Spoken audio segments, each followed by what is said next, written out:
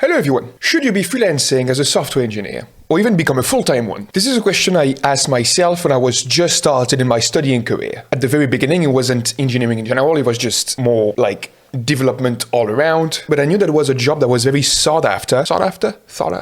That word. And in today's economy, those kinds of tech jobs can obviously make you some money. You see it everywhere thanks to your favorite tech Instagram influencers. Am I one of these people? Maybe I could be.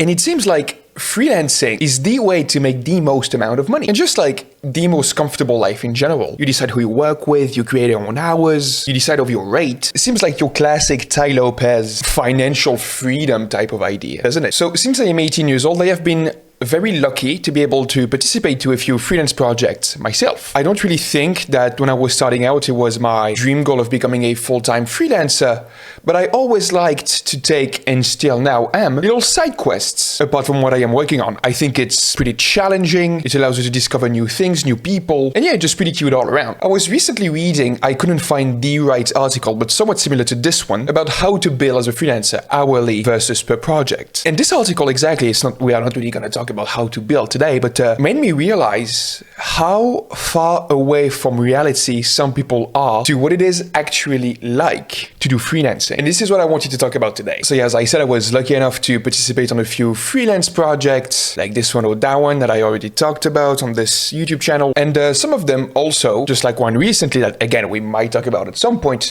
makes you win awards and that kind of good stuff that seems very shiny from the outside. Is this a flex? Not really. Tiny bit. This is just a way for me to show that I had some experience with that, for me to be able to say what I'm about to tell you. All of these projects from the outside sound great, and they obviously generated me some money, some hard-earned cash. And before going into freelancing, into my very first freelance project, I thought to myself, well, either it is outside of school or work, this is just my hobby in general. And so this way of thinking does make sense, right? Transforming just your time to like to do something into some money, and it did. But this comes obviously at a price. When you are freelancing, you are not only just coding, you have so many things that goes along with it. So I'm going to compare that to a full-time software engineering job. Freelancing is so much different. The very first thing that people are really interested in when it comes to freelancing, it's obviously the financial aspect.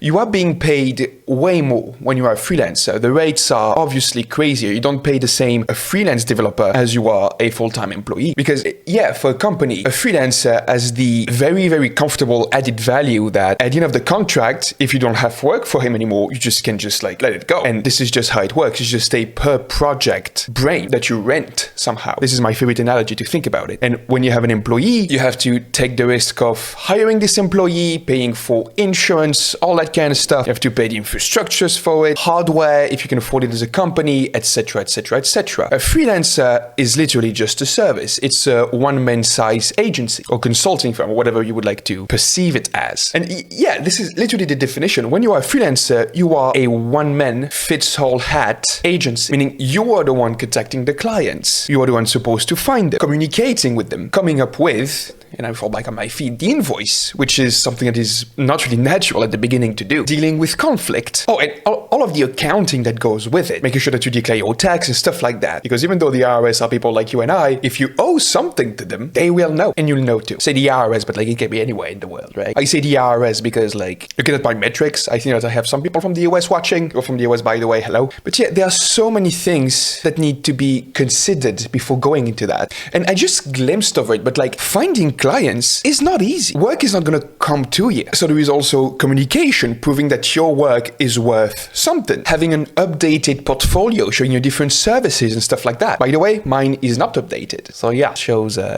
wouldn't be a great freelancer right now for sure. But yeah, all of those little tasks, apart from coding, add up. And at the end, I don't want to say a shit percentage, but I really do think, looking back at my previous works, in general, I would say that, yeah, coding would be less than 50% of the time I spent on freelance projects. But is there some perks to freelancing after saying all of that? Yeah, obviously. The biggest one to me, in my humble opinion, in my past experience, is just also opportunity. You meet new people while you do that. New people of that same industry. And it's just, you have to imagine it as a tree, right?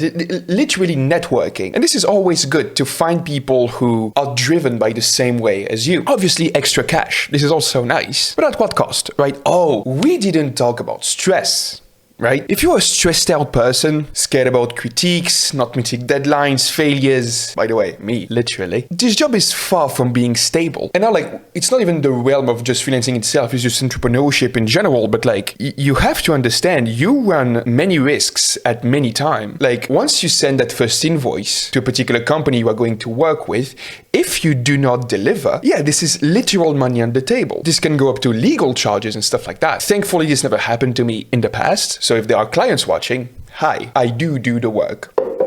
But yeah, all of that, the more cash, the time freedom management, the opportunities, the awards, the people, all of that, and that is for everything in life. If it seems too good and too easy to be true, it's for a reason. All of that comes at a price. So yeah, this was just me saying a few sentences that I would have liked to hear when I was younger and like really wanted to come into this, because like what I said in the beginning about these people thinking that freelancing is their dream job or whatever, yeah, I was one of these at some point. But yeah, anyways, you can like, comment, subscribe. Oh, and yeah, looking at my analytics, it seems that more than 80% of you are not even subscribed to this channel. So hey, it's free. I try to post consistently on there. But yeah, I think that's it from me. And I'll talk to you guys soon on the internet. Bye-bye, everyone.